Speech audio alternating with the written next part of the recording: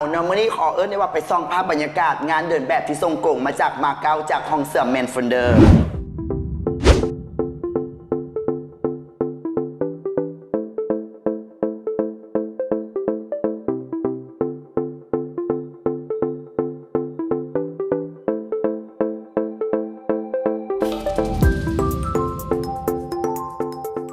ห้องเสื้อแบรนด์ดังเมนโฟนเดอร์จากประเทศลาวเหินฟ้าร่วมงานเดินแบบระดับสากลในเวทีซิลโรดอินเตอร์เนชั่นแนลแฟชั่นวีค 2019 ที่มาเก๊า สป.จีนในอาทิตย์ที่ผ่านมา